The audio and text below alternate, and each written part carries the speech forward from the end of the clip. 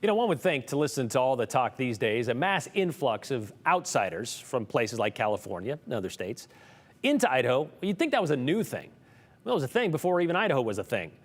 Might be obvious for most, since, of course, only the native Nez Perce can truly lay claim to being real Idahoans. But what drove the first wave of pioneers and outsiders into early Idaho? Well, the desire for gold, of course, and it all began in an area that was pegged to become the next big city. On this day in 1862.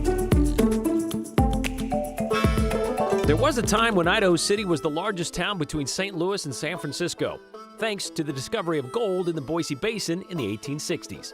The story goes that discovery and the incoming prospector population can be attributed to two men.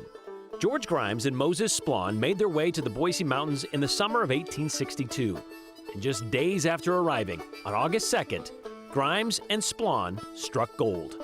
It was a newfound fortune cut short, at least for George Grimes, because apparently that gold was found on the hunting grounds of the Bannock tribe, and they weren't exactly thrilled about the prospect of more prospectors invading their land.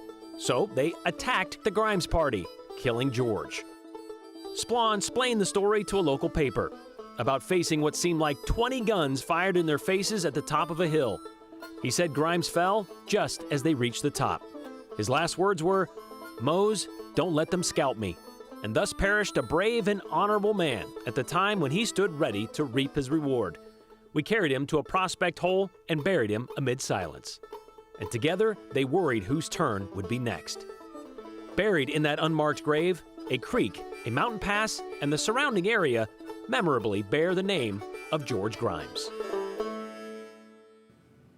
Unmarked grave no more, by the way. It was unmarked for more than 60 years. Then in 1923, Dr. Francis Thompson, the Dean of Mines at the University of Idaho, he worked to add a grave marker for George Grimes. It's unknown who did pay for it, but according to an article published in 1923, Dr. Thompson suggested it be paid for by the Idaho State Historical Society or another state agency.